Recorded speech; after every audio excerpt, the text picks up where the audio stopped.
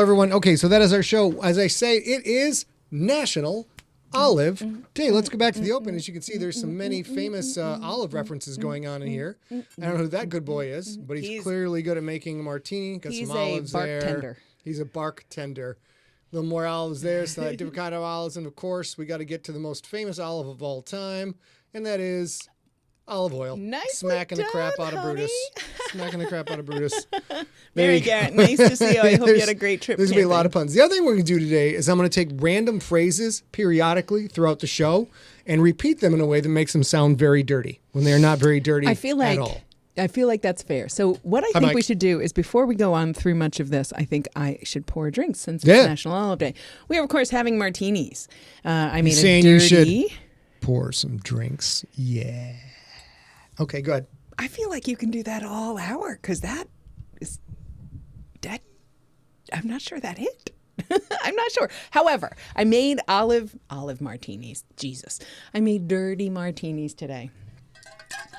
Let's go. Shake it up like that good bud. Like that good boy. I have Kalamata olives and Castelvetrano olives downstairs. I just want to see the good boy one more time. However, we have been doing a whole bunch of not a lot. Did mine freeze or did everything freeze here? That's just you, baby. Looks like we're going. There's our good boy. He's a good boy. We have all these olives downstairs, but we've also been kind of trapped in the house all of Memorial Day weekend because Scott has been writing the CRYPT, and he'll tell you about that in a minute. However, that was the deal we struck. You guys have heard a lot about that, where we're sort of on the PUV empty set. And so we knew it was going to be a locked-in weekend. Oh, I like that thought, John. Yes, good. We were very lucky to have the goddamn dog sitters pups with us this week as well, this weekend as well. So that was kind of fun because even though we didn't do a lot, we got a lot of entertainment from the beautiful pups. However, I don't want to spoil anything that Scott's about to say about the CRYPT, so I'll just say this is a toast you should all take with us to congratulate Scott for an amazing handful of work days in the last 7 days, and he'll tell you about it. I don't want to say anything that will spoil it. You saying you don't want to That's a little dirty. Spoil it? Yeah. Okay, moving on. Let's go. Books update. Here we go with the books update. Yeah, we got a lot of stuff, sure. a lot of cool stuff. Let's see, that's on. off. This is our big focal point today.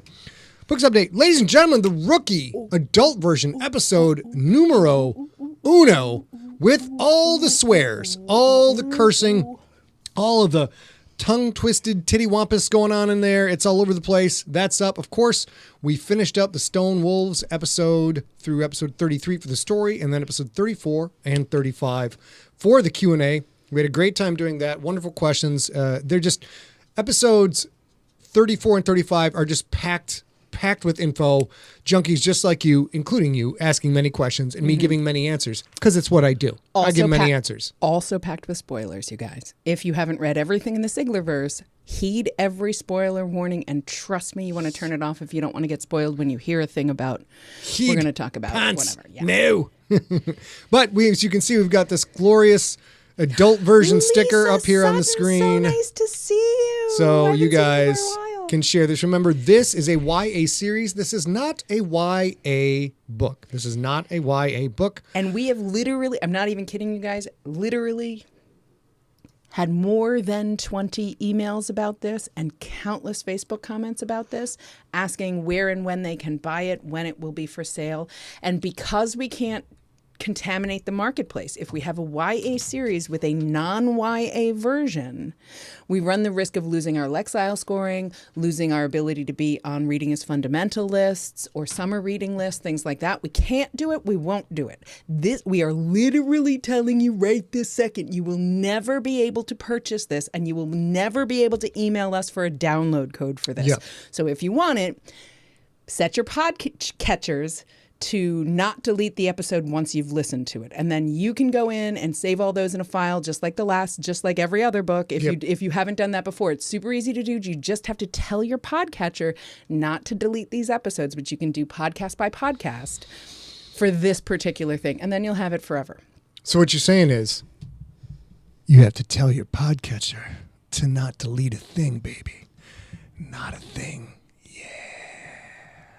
That's right. We forgot a couple things real quick. Going to text this number. Do it. I send you the updates. Yeah. I'm going to push this back a little bit because I realize I made a mistake. Push it back, shove it back, way back. I made a mistake giving him a stemmed martini glass. Yeah, I'm not so good with stems. That's not my thing. No. And of course, the newsletter, ladies and gentlemen, you should be signed up for the newsletter. I haven't sent out the newsletter yet to announce. Also nice to see you. The rookie adult version is out, but I've been doing the Lord's work.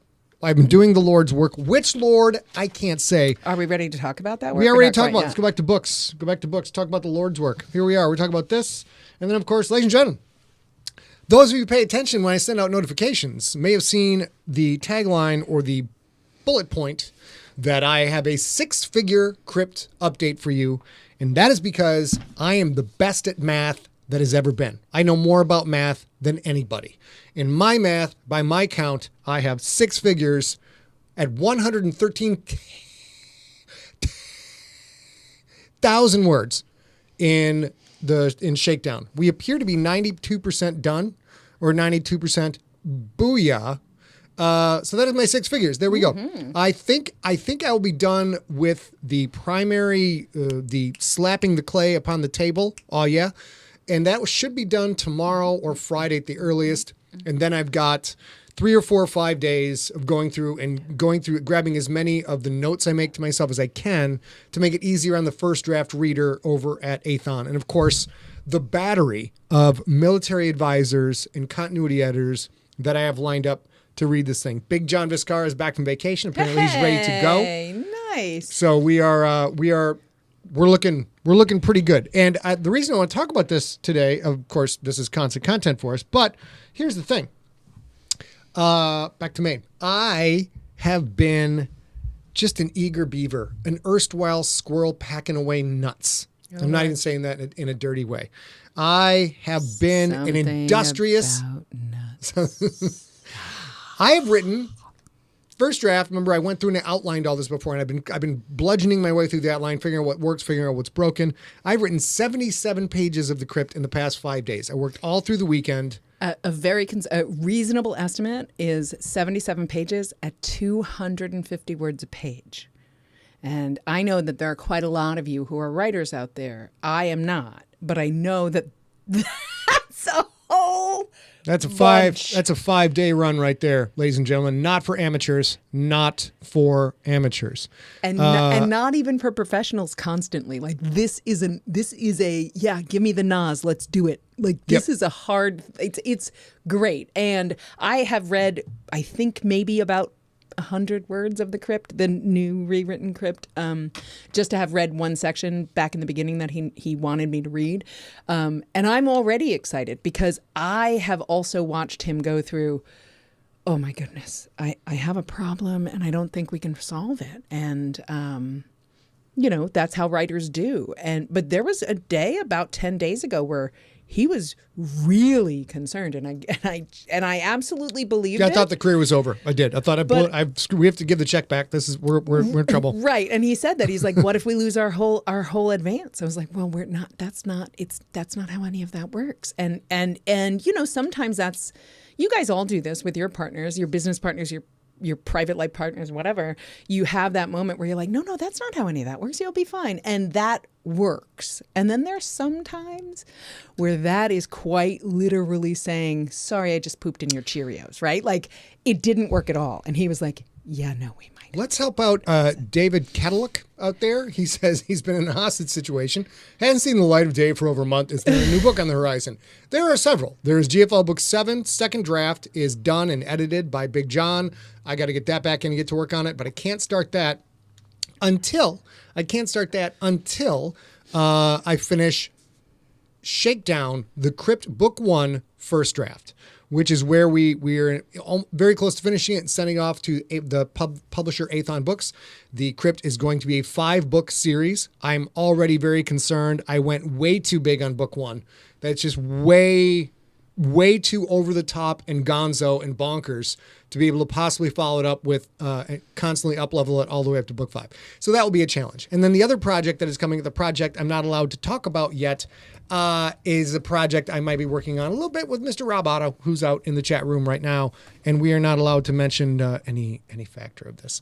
So there's secret stuff. There's secret duplicitous backhanded things going on in the Siglerverse that we can't tell you about just yet. But that's a lot of, I just want to share with you, that's a lot of pages. Memorial Day weekend was just a straight work for me. And, you know, when this is an ADHD thing, this is a deadline thing, is a lot of times it's super hard to get focused on stuff and just trying to, like, so I have all these sand timers back here. So I can set them up like, you talked about them, going to work for 10 minutes, right? going to work for 15 minutes, going to work for 30 minutes, and then I have one for an hour too. But man, when that stuff hits the afterburners, it's just gone. And then there's this big compression, like in the beginning, because when you're at 20% of the way through the book, there's 80% where if you make a change here, it changes all these other things. And it's this constant, I call it the shuffling card, the deck shuffling cards. You've kind of got it. But when you first go, brap, and they're all kind of all over the place. And then there's a stage where you pick them up and you go, bump, bump, bump, bump, bump, bump. And then the cards all get kind of tight. Mm-hmm. Yes. And then you tighten up a little more, boom, boom, boom. And then you get that nice smooth outline. That's kind of in my head. That's how it looks. So now that we're very close to the last tap, oh yeah, that it tends to pick up speed, and once it gets rolling, and we have obligations to our publisher, and we want to fulfill those as close to, I'm gonna miss the deadline by a couple of days. I'm gonna miss it by a couple of days. You know what I'm saying? A couple of days. No, you're not. No, you're not. He keeps saying this, and that's the way he has to work his brain. But I'll be honest with you, this contract, this publisher, who you guys all remember, we were hesitant to pitch the CRYPT at all. We wanted to keep it all, and Aethon are so great to work with because they are not everyone at Aethon is a writer, but a goodly amount of the people who are founding members of the board of directors, the people who own that company are writers, and they're not. I wrote books 30 years ago. They're banging away right now. Like I had to call Howie and he set everything up and it was fine. You don't need to worry about marketing. These are people who are writing books and publishing books every day. And, all the time right now in this world. And so they write the contract to say, like, here's the deadline, which is for this first book. The first draft of the first book was June 1st of 2022. We agreed to that when we signed this back in January. But they're in that deadline codicil, that deadline clause of the contract, it said, unless otherwise discussed at least 15 days in advance from the first draft deadline, right? So we just set that up in our constant information. I'm a huge Kevin Smith fan, and back in the day in Dogma, there was, in Mallrats, there was like, I appreciate constant updates. I am like somebody trying to land an aircraft. I want constant updates. So we just put that in the calendar, and he's been checking in with the publisher, and finally, 2 weeks, 3 weeks ago, he's like, okay, here's where I think we're going. Here's when I think it'll come in. Here's what I want. I want to take the weekend to clean it up because I think I'll be done by the 1st, but I want until the 5th. And they were great with it. They were completely excited about it. And I think that is a new world order thing. I think we have never seen that. We haven't seen that with publishers before where obviously the creative process, as many of you creators know, is a difficult thing to time judge how long it's going to take. Yep. So he's definitely had to negotiate with his editor to say, like, I need another 2 weeks or something like that. But it has never been so easy and stress-free as we got to do this. If you need more time, just let us know early enough. Within moderation. Right. And they did that. They said in moderation, early enough, just talk to us. And so they're terrific, and we're really excited to work with them. All right, ladies and gentlemen, that is our biggest news of the day. Now we get into some of the fun stuff. Let's go to Siglerism, baby. What? I forgot. What'd you forget? I forgot my feathered headdress because headdress is probably the wrong way to say my feathered headband because there's 2 Siglebrations without photos. The first one is Happy Pride Month, you guys. We did it. We got to Pride 2022, and it's going to be a great month. I love Pride Month. It's the month I got married in.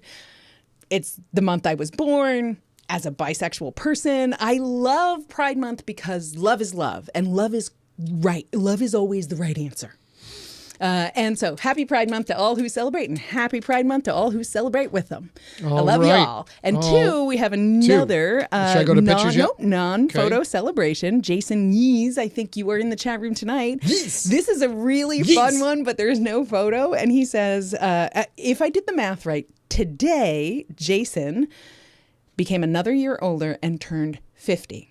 And he's a little stressed out that AARP is coming his way, but it's fine. It's coming. Another day older and deeper in debt. I hear you. Exactly. I hear you. Also, his stepdaughter today turns 24, or maybe 2 days ago, because he sent this 2 days ago, so I'm not quite sure.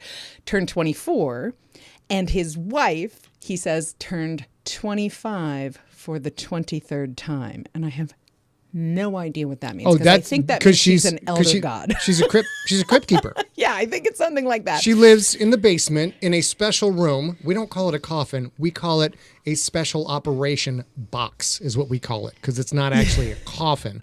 And you know what? She looks good for 748 years, for sure. Yeah, for sure. But anyway, Jason and all of your all your close-knit family, I hope you all had a terrific week. I hope you continue to celebrate through the weekend. I think Reagan has it. She's 25 with 23 years experience. That's how that's probably it. Which makes her 48.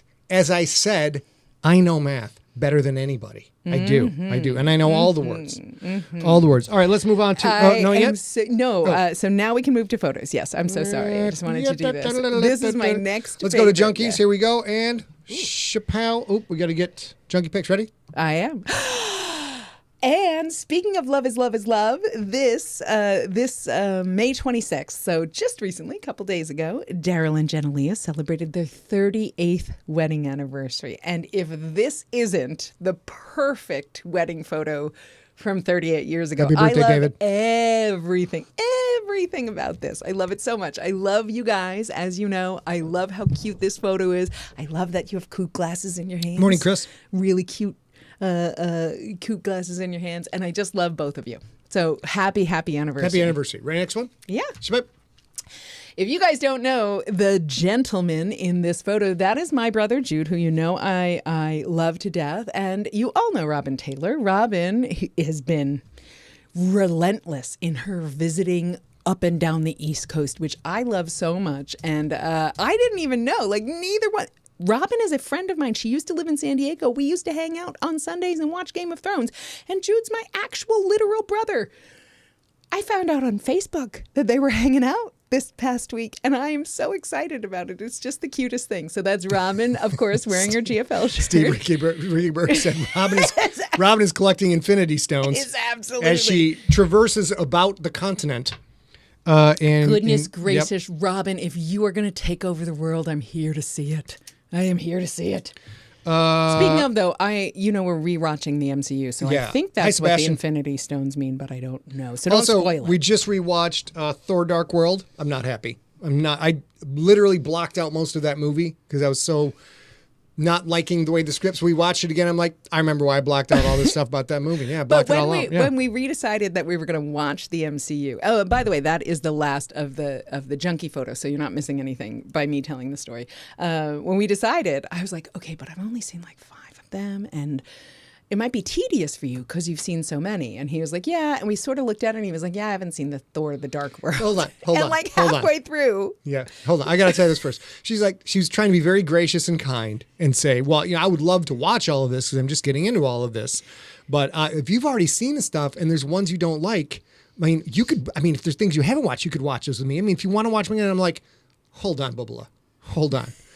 At no point in my life will there ever be a problem where my wife comes to me and says, I would like to watch 23 superhero movies in a row with you, then I'm going to say, no, I've seen 2 of them. I'm out. Of course, I'll watch. Trust me, there is a 6th grade Scott out there somewhere who needs to get a telegram from the future to say, listen, all the super nerdy shit that you are into and love with all of your heart, someday there's going to be a person you're banging who will watch all of those with you, and it's awesome. That's kind of how it works. Sorry, we're married. It's legal in California. It's legal. All's ready. It's super fun to watch those things with Dan Baker and Rob Otto. This is a different kind of fun. It's a bonus plan. It's a bit of a bonus plan. So we are watching through all of the MCU together. But about halfway through last night's We're Thor. like, sorry. Yeah, about halfway through last night's, we kind of watched, like we just said, he's on a big writing. I'm like, my face is hot now. And you guys all know where goddamn right it is, girl. Oh, yeah. Feeling that temper. I feel the temperature rising. Getting hot. All right. So, about halfway through the second half of Thor: Love and Thunder last night, Scott says, which is like 3/4 of the way through the movie, he says, "Wait a minute, I've seen this shit." After saying, I haven't seen this. It's not very good, but I haven't seen it. There were huge parts I just blocked out. Yeah, it was weird. But I will also tell you guys, we will probably, if you guys absolutely refuse, you let us know. But it's a big part of our entertainment because he's on a deadline. So we might talk about it because there's a weirdness for me not having read a ton of comic books and also not seen much of the MCU. Some, but not all of it.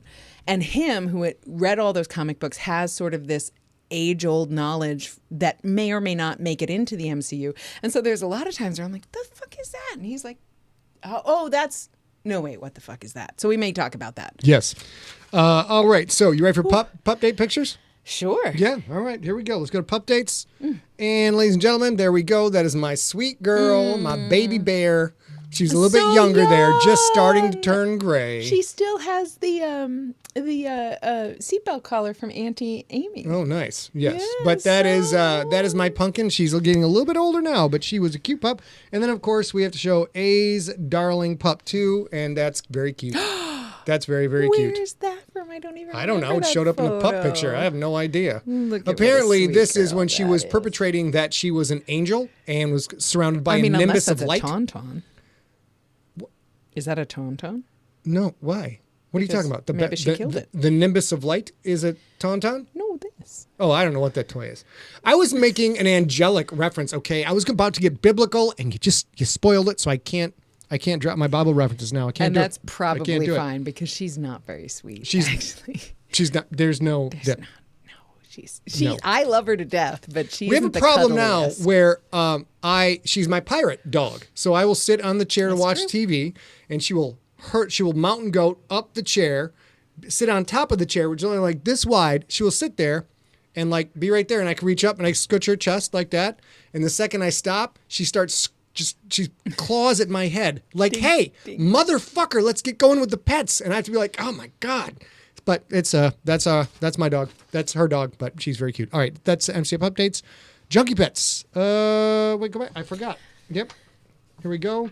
Okay. Ready? So yeah. Oh my God. Okay. So these, I'll figure this out. Daryl and Jenna Lee, when they sent in their gorgeous wedding anniversary celebration, they also sent in a couple of pictures of this pretty good pup tire. And what Jenna Lee said was, and on the Pupdate side, here's our people losing precious audio? grand pup tire. Hold on one sec. Hold that thought. We're getting Neil D says he's lost audio on Facebook. If anybody else is, if you can't hear the words coming out of my mouth, type that out that you can't hear the words coming out of my mouth. Okay, and go, baby. This is Tyre. What Jenna Lee said when she sent in these two photos, and we have one more, is here's our precious grandpup Tyre. You can see Tyre so cute and so silly.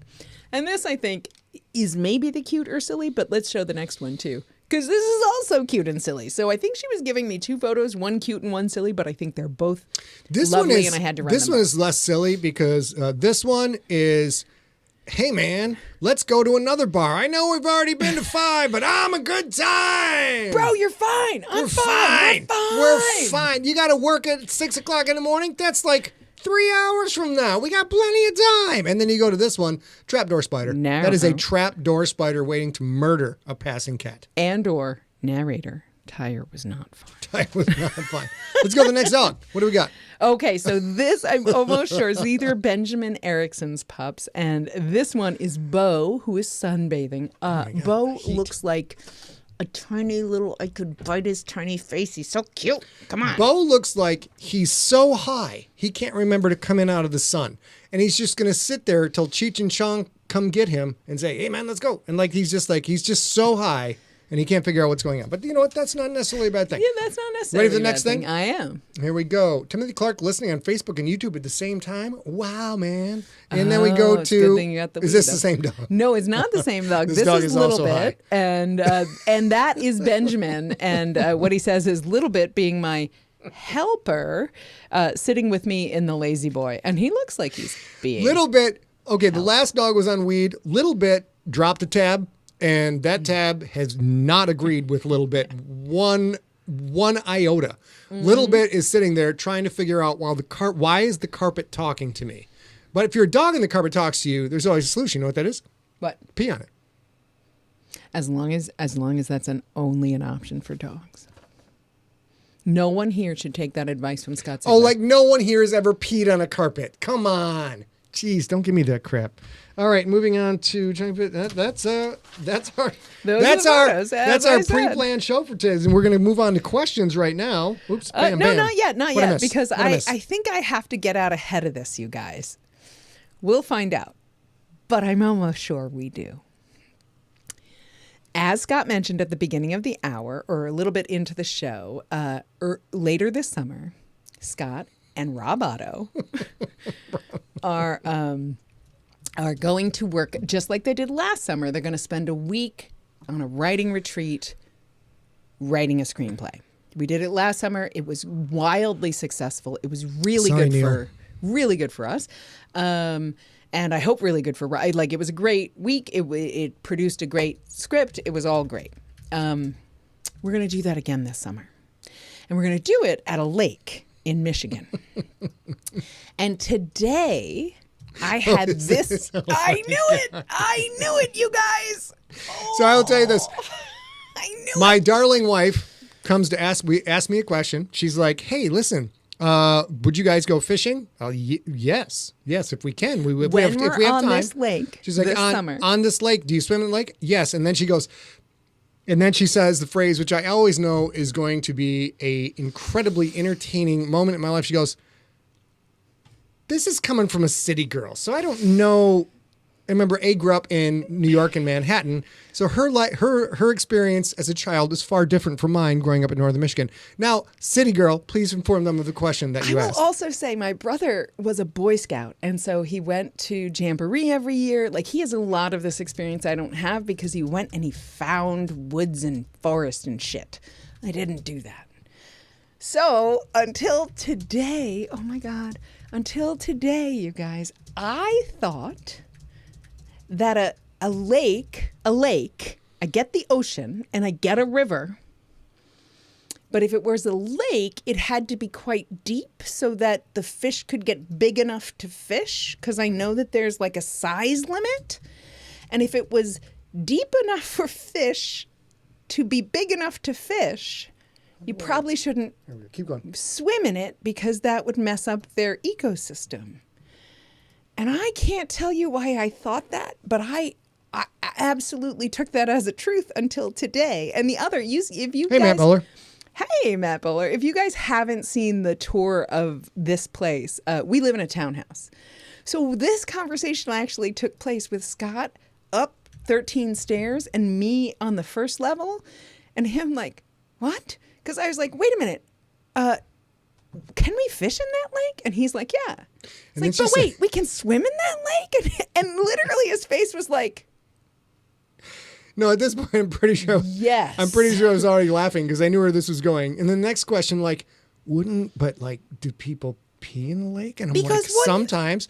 Doesn't that affect the fish? Can a fish grow in a lake where people pee? And I'm like, it's much bigger than you think. It's a very large lake. Also, ponds, you can pee in those, and fish are like, whatever, bro. Let's shake it off. Let's get it to work. So we're going to a lake this summer in August in Michigan where I can apparently swim and fish. And sometimes at the same time. You got to watch out for hooking your own genitalia, though, because that sometimes your fish are like, I got a hip. Nope, that was not a fish. Turns out that was me. I was absolutely about to ask, how can you fish and swim at the same time? And now I never need to know. I never need to know. This is how you get an inner tube with a seat in it, right? And then you get all your fishing gear around the inner tube, and you sit in the inner tube with your legs over and your back, and you just sit there and you fish. But you literally it's the just best, dog. said you got it's the your best. own business. Well, yeah. I mean, if you're way out in the lake and you've been there for 3 hours and you're having a couple of beers, there's nothing you can do. You're sitting in the inner tube. Sometimes, ladies and gentlemen, occasionally nature has to take its course. Hi, I'm Scott Sigler. And sometimes you're on an inner tube in the middle of a lake and you have to urinate. That's why I always purchase large bodies of water in which I can pee and it won't stunt the growth of the fishes. Thank you. So I'm just confessing, I'm 50 and I didn't know that, and here we are. Yep. So we're moving on to questions, ladies and gentlemen. I think people find it very, very humorous that you did not know that you can eat fish out of a lake with pee in it. However, there's a limit. There's a limit. If you have a lake that's like basically nothing but a bathtub full of urine, and you put a fish in there and leave it alone, I don't know, like a week, give it some fish pellets, and like come back a week later, and this fish has been in a bathtub full of pee for 7 days, I would not eat that fish. Would not eat that fish. I'll admit it. So if you guys have questions like Kim Hansen did, go ahead and drop them in the chat. No matter which chat you're in, we'll see them. Kim Hansen asked, Scott and A, what is your favorite type of fish? I would like to answer on behalf of Scott Sigler if I could. Yeah, go ahead. Or at least partially answer. His no-holds-barred, absolute favorite fish is any fish. If he gets to choose... He'd probably pick shrimp, which I guess technically is not a fish. No, it's not. It's crustacean. As his first. But to be fair, Scott would choose fish over everything, I think. Yeah.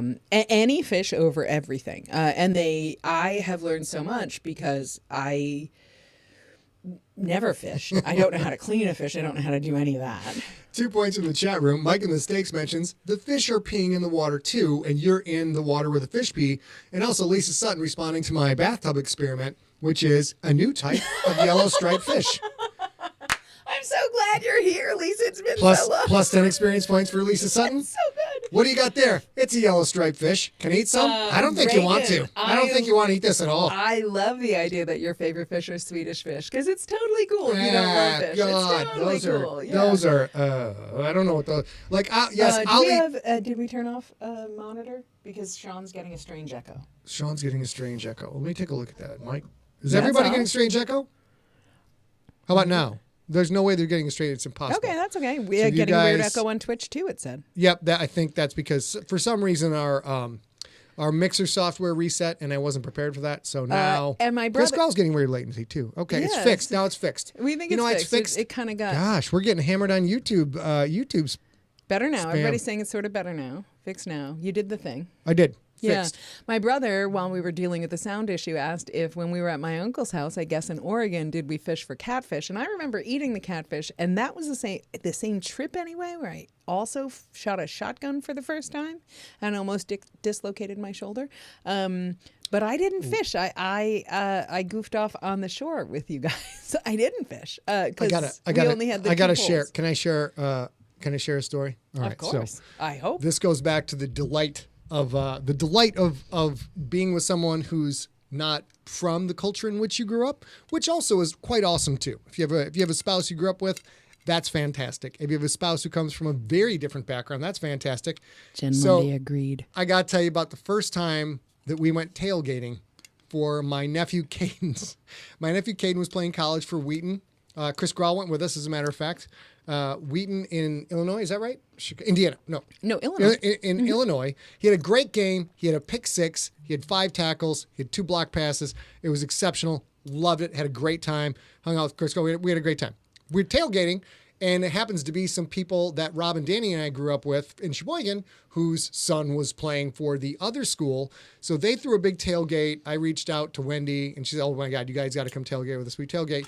And he's like, that's great. I've never been to a tailgate before. I'm like, oh, baby, you're going to love this. And then I had to rewind it. Like, are you telling me you've never been tailgating with me, or you've never been tailgating? She's never been tailgating ever, not one time. I'm Well, like, no, wow. the one time I told you about going to the Raiders game, but it wasn't the same thing. Okay, It so was, yeah. I had this first tailgate with, and then we get there, and I believe it went something like this. She's like, well, this is really fun. I'm like, these people are so great. I'm like, they are great. This food is so awesome. Like, this food is awesome. And like, everybody's drinking, having a good time. I know. Everything's fantastic. And then she says, where are the tailgates? Why do you call it a tailgate? And I'm like, 100% true story. And I'm like, well, this is a verb, tailgate. This is a gerund. Actually, I can't remember. I'm not good with words. I'm perfect with math. Not good. She says, well, why do they call it that? I'm like, well, I mean, because usually you pull up in your truck and people will like open up the tailgate and you sit on it and you go in there and she's like, oh, but you can sit on a tailgate? And I'm like, it's Parker Lewis King was like, what?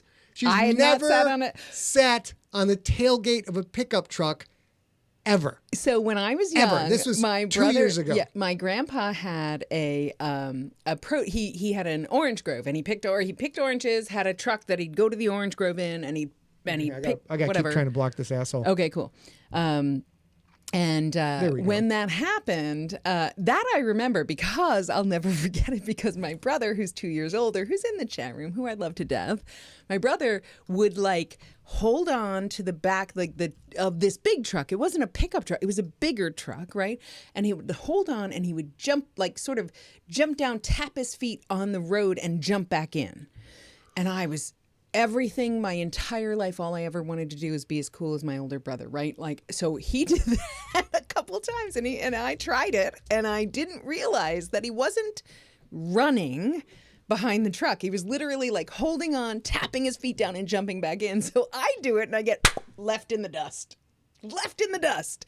face full of dirt. Thank you, Tracy Shank. And, so, yes. And so after that, I think that was that's what I thought tailgating was sort of that thing or the thing you do when you get too close to a car in traffic.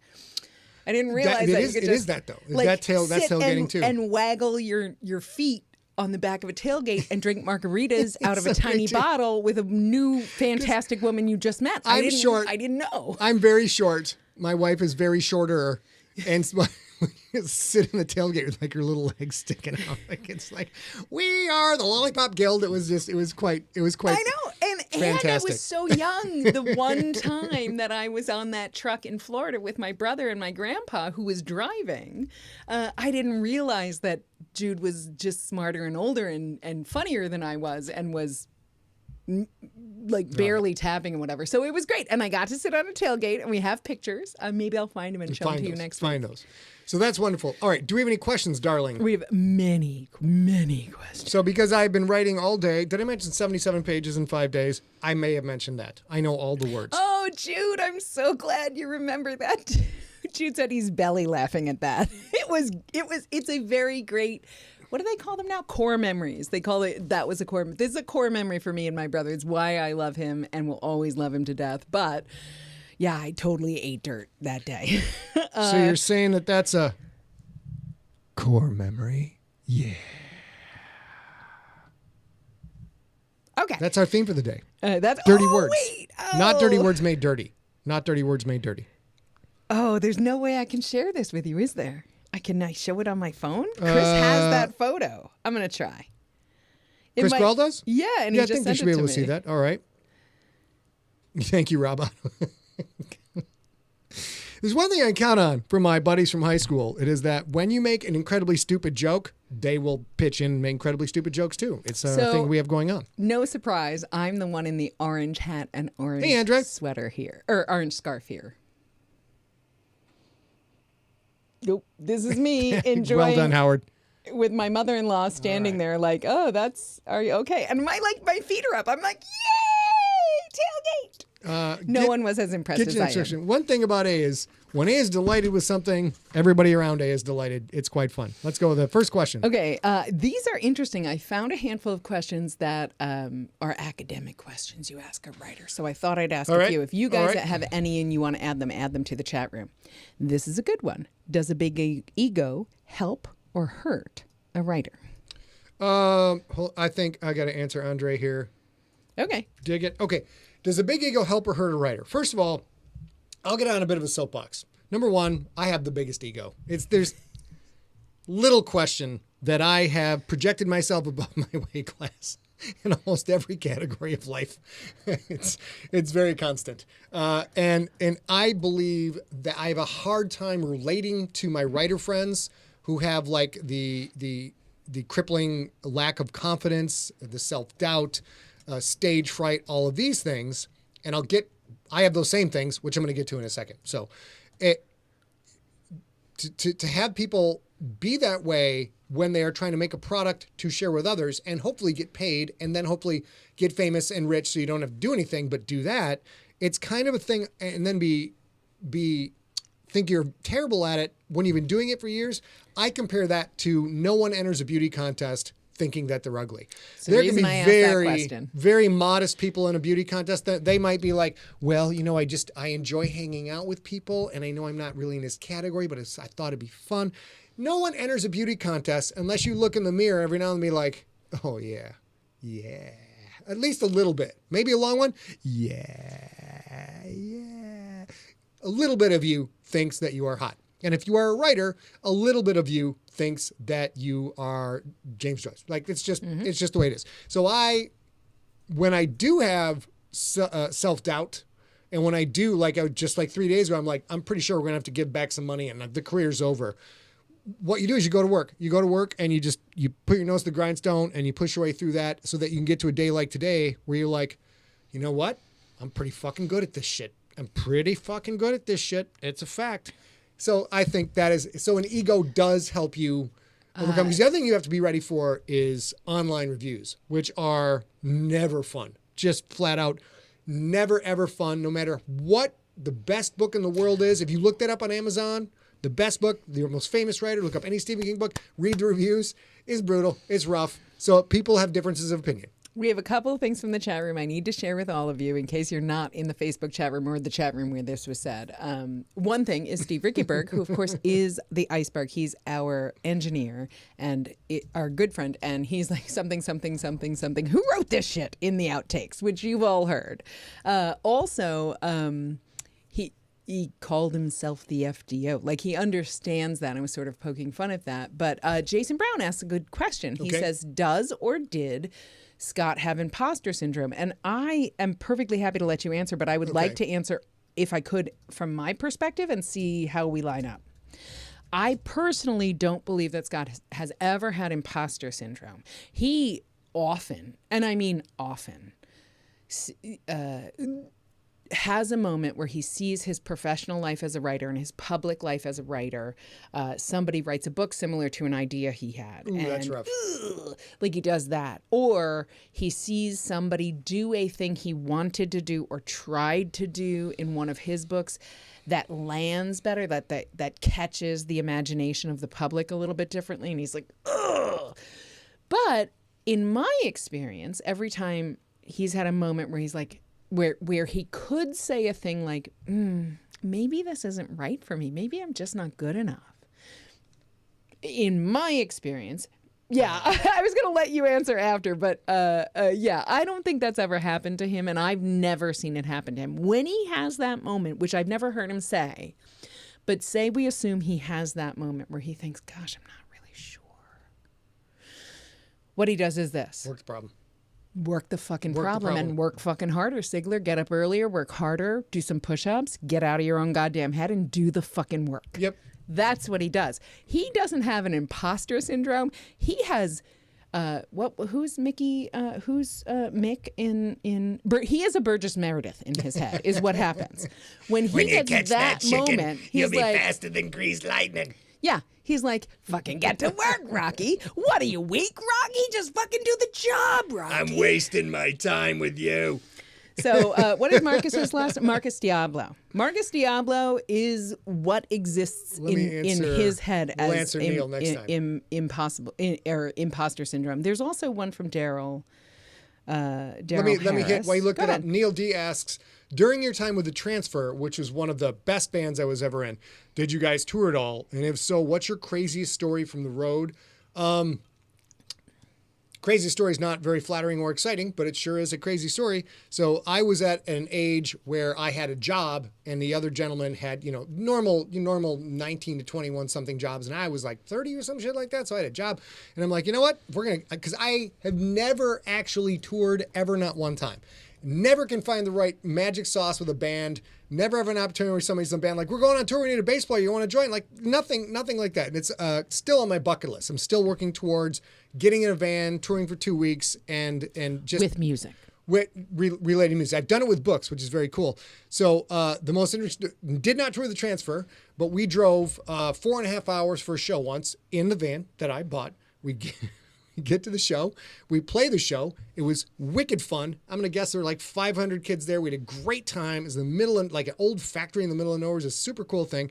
And a couple bands that we played with on the circuit regularly were there.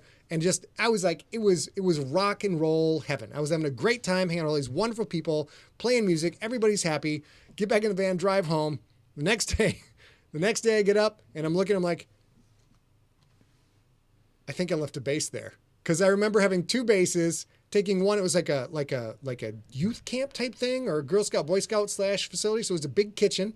So we were storing all of our gear in the kitchen. Of course, I believe that everyone's trying to steal my shit all the time. So I take everything out of the van, put it in the kitchen. Turns out I took 2 basses, only brought one home. And I get there and I'm like, oh geez. And I had to turn around, get in a car and then drive 9 hours, 4.5 there, 4.5 back to rescue my bass. But I did find my bass. So that's cool. That's my story. All right. I would die. So Daryl Harris asked a great question, but first I have to say, when I was 20, my best friend from high school, Desiree, she got married in L.A. and I lived in New York. And no, I guess I lived in St. Louis. And all of our high school friends flew out. She was the first of us to get married. And one of my friends, Glenn, back in the day, it was paper tickets. So he got on the plane and he put all his stuff in the seat back container part. And then he got off the plane and like 2 days later realized he left his return ticket in the passenger seat. And we had to pool. I don't think we had ever had to use it, but we pooled money in case he had to buy a ticket home because we were all 20-year-olds and broke.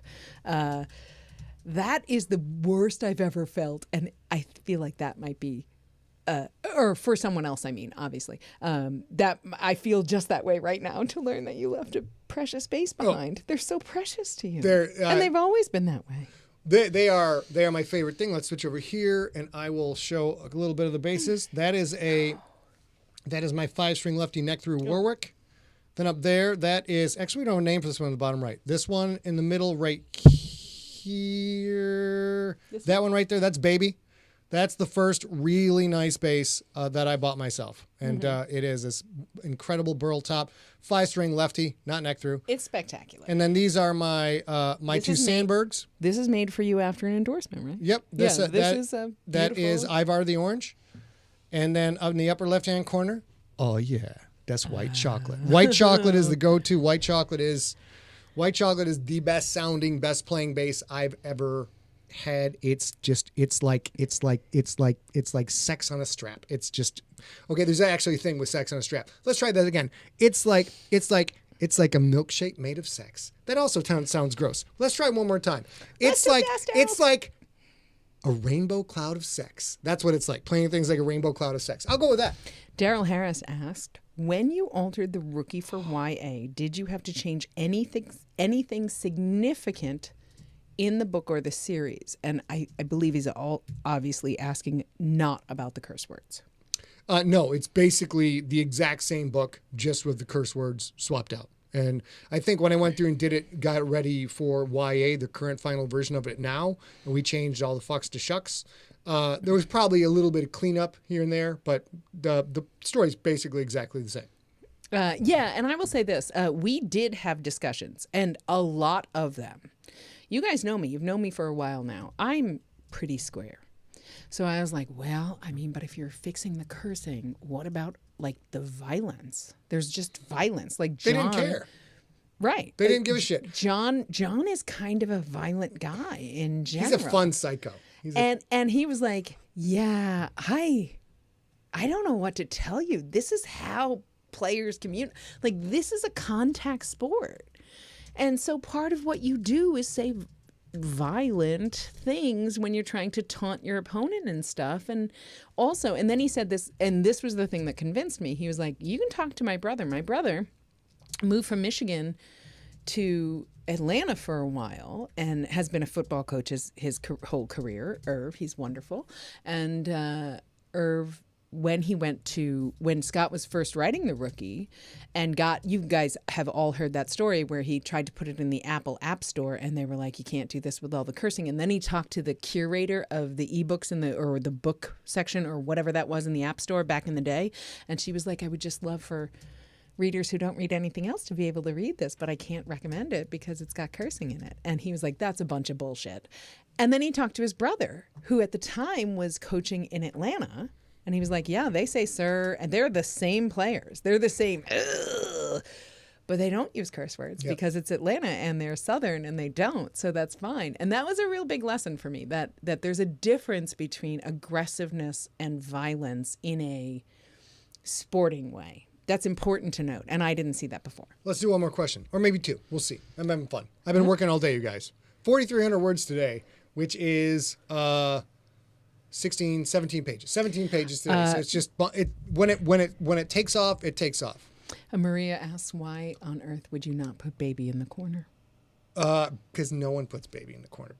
No one puts baby in the corner. Baby, hand me baby. Now baby's right there. Baby's this one. Be very careful because I used to hang guitars, but the guitars have been relegated to the neutral zone, and now it's 4 bases up there. But oh my God, you guys, what? Here we go. Oh Jesus, look at this. It's like a rainbow cloud of sex right there. No, that's the other one. Look at the burl. Look at the burl, you guys. But wait, that's just the top. Look at the seam work. Look at the back. Look at her back. Look at her back. And so this is my there we go. Excuse me while I whips this out and puts it in your face. That is a Warwick. It is amazing. So you can put that up back. Watch out for your drink too. I will. Thank you. So that is right now my favorite base right now is Ivar the Orange because it's still got that new sticker smell on it, that new car smell.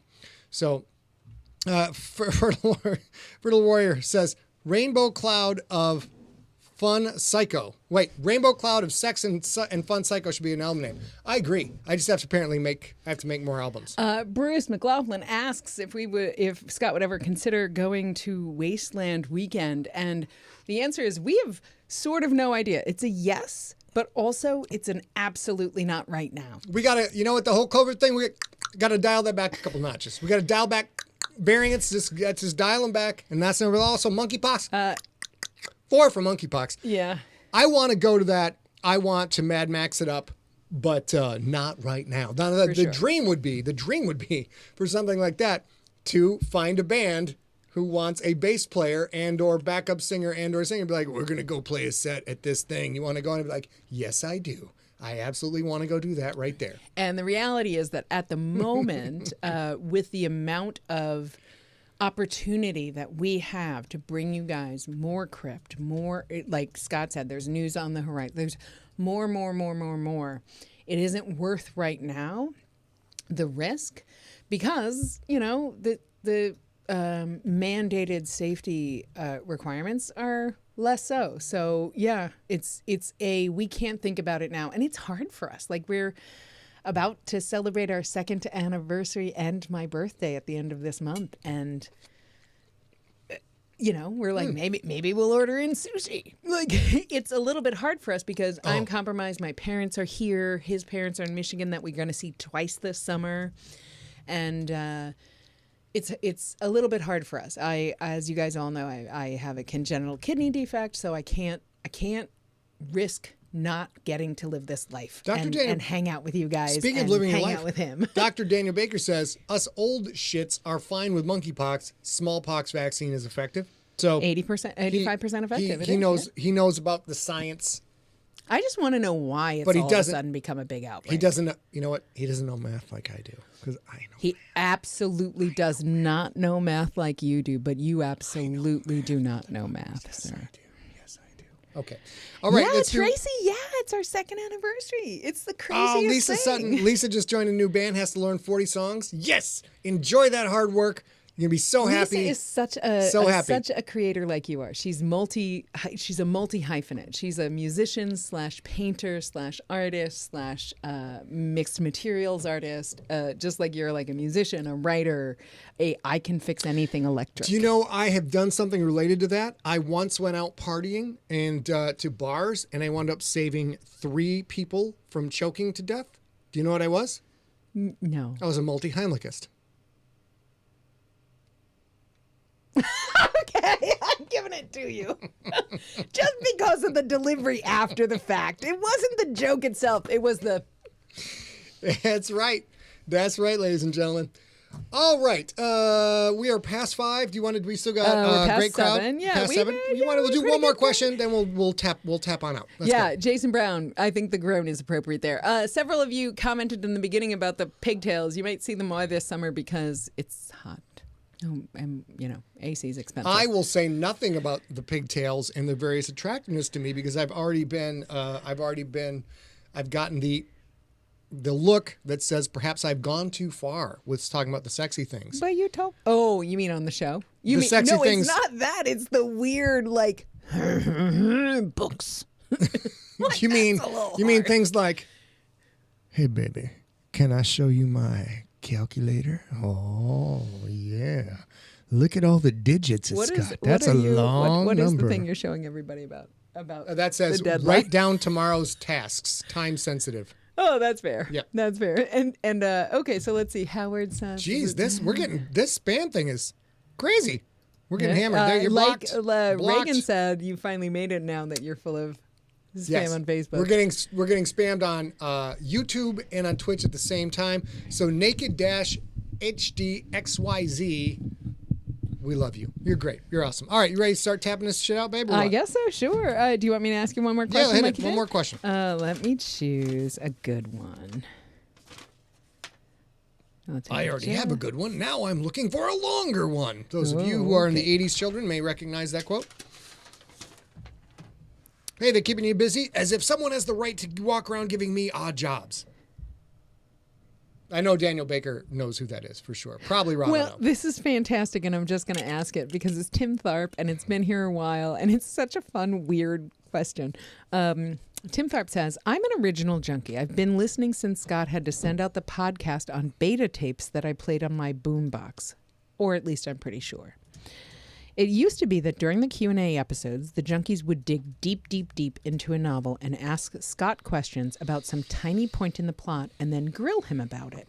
After listening to the first half of Sunday, and I don't think this was this past Q&A, I think it was The Gangster, the one before it. It's amazing how many of the questions have changed, and the folks are asking more questions about Scott's personal life and or the larger Siglerverse and seeing him as a whole human. I love that. I think that's true. I think now you guys are just like us. We're more invested because this is an important part of our socialization every week. So he says, so, with a lot of O's. So with that in mind and knowing Scott's novels are full of girth and are big like a pickle. Yep. If Scott were a like a pickle, pickle. what kind of pickle would he be? Okay. Oh, wow. This is I would be.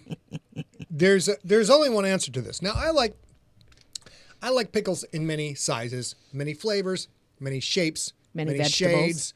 All basically, if you put down a jar of any kind of dill pickle on the table, I'm going to partake in that, and I'm probably going to enjoy it.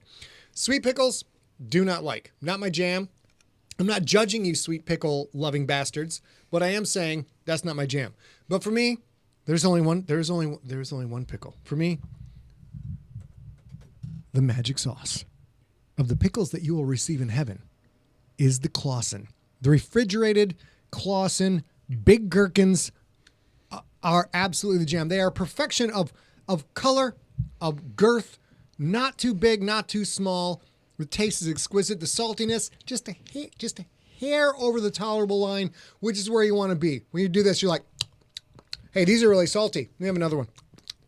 Like that. So I believe that is the favorite pickle me, is the Clausen pickle. It's magic. Love it. What's going on, If dog? you know Keep me at blocking these all bitches. in person, or you've ever spent time with me in person, you know that I'm a person who adores pickles in every form. I'm also quite. Oh, sorry. I've been blocking this person on YouTube, not blocking the restream chat. So, no, Bruce, I've never had. Go. Sorry, baby, go ahead. No, you have had Griot's pickles. I love them. We've had them. Now all of the Tinder is bullshit posts are gone because I did not block. I blocked them in the chat. Yeah. What up? What up? So I'm a huge pickle fan, and grew up mostly dill pickles. And then when I moved out to California, I met a family, an Indian family, who introduced me to the idea of pickle in any other culture. And there's of course many things called pickled. There's kimchi in Korean. Well, I know that's fermented, but there's like cucumber kimchi, which is like a quick cucumber fridge pickle thing, which is delicious. And there's chutney, a lot of chutney and pickle in Indian culture. And I was like, yes, I'm on for all the sour, pickly things. I want it all. And learned that I was much more severely allergic to mango than I thought by trying mango pickle in India and having to go to the hospital in India, but it was fine because I was with a bunch of doctors, so that worked out. Yeah, you know what? If you're going to ingest something that you were deathly allergic to, try to do it when you're hanging out with a bunch of doctors. That's a very good, very good solution, baby girl. But I will eat every pickle. Reagan's got to go eat a pickle right now. I love it. Yeah, no mango for me, Maria. But yes, it was exactly the brinjal. That is exactly what happened Jason. to me. Yes. A makes homemade kimchi now with cucumbers. Oh, so good. Oh, so cucumber good. kimchi. Yeah, try and Cucumber pickle. We kimchi. also just tried pickling cabbage, but I think we have to ferment the cabbage kimchi. I think we just got to do it that way. I need to take an electronics course to figure out why this fan shuts itself off. Only on some speeds. I don't get it. We'll figure it out. But All right. you guys, we are probably done for today. I'm going to go watch some MCU, and I'm going to talk to my wife about the fact that fish and humans can coexist in a lake together in peace and harmony, at least until I catch them and bring them home and then gut them and put them in and set them free in the oil, as my father would say. Set them free in the oil. Maria, lime pickle, Indian lime pickle is my favorite. I love it very much because you don't often get to eat that bitter lime peel. And if you, that might be a chutney. I might be wrong. Also, I'm not really sure if I want to eat a fish I catch in a lake I swim in. Lisa Sutton, hear me. Hear my words. If you are playing electric violin in this band that you have to learn 40 songs for, and you are not quite the skill level yet that you have to get lessons to learn how to play the songs, but you're already buying pedals so that you can play electric violin Whitesnake with pedals, we must have video. If you can't play the song correctly, I don't give a shit. I want to see the pedal rig. I want to see everything. Light it up. Me and David Coverdale will hang out. Oh, we're pals. We're bros. We'll hang out. We'll listen to it. It'll be great. So there you go. All right. I was mimicking About Damn Time. Send all that in to me, Lisa. I want to see it all. Yeah. I want to love on it all. All right. You ready? Good night, Maria. Yeah. Oh, wait. Yes, I saw that. She'll do it in costume. We'll see if that She'll happens do or it not. in costume. I want to see the pedal rig she's got. If you got any questions on pedals, email a brother. I spend, when I'm not on deadline, hours a day reading about pedals, playing on pedals, reconfiguring the pedal board. It is my second favorite thing to do outside of writing, next to hanging out with A and being on stage. Third favorite. All day, every All right. day on Saturdays when he's not on deadline. So he's got lots of time for music, and you should share that with him. Also, we are done for this week. Please, if you have questions that weren't answered in the chat or questions at all, please send them in because as you just saw, I save them forever and I ask them when I can. And it really helps us interact with each other. And we still really need that right now if we're trying to be safe and healthy. So go ahead and do that. You can send all things you have questions about to info@emptyset. And I guess that's it. And All right. and then next Wednesday, I got it. Let's see. Sorry, back to here. Now we go to the main cam, or the number one cam, as we call it, because I'm, my fragile. Because you're my number one. My fragile ego. But how can I have a fragile ego when I'm married to this? Come on, obviously. Wait, here we go. Let's see. We will be back on Wednesday, June 8th, which is Name Your Poison Day, which means I think everybody should come with a cocktail.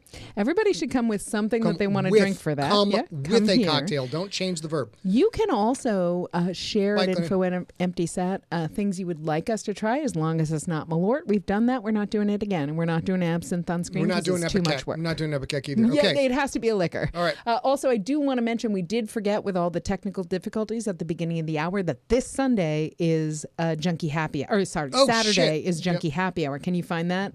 Junkie Happy Hour. Steve just posted it in the sorry. chat room on Facebook.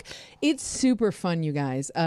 We have an obligation today or this coming Saturday that I'm not sure I'm going to be able to join until later, but I'm definitely trying to join because I missed last month because I got my booster shot, so I missed it. So this, But- if he had a martini in his logo, it would look just like this.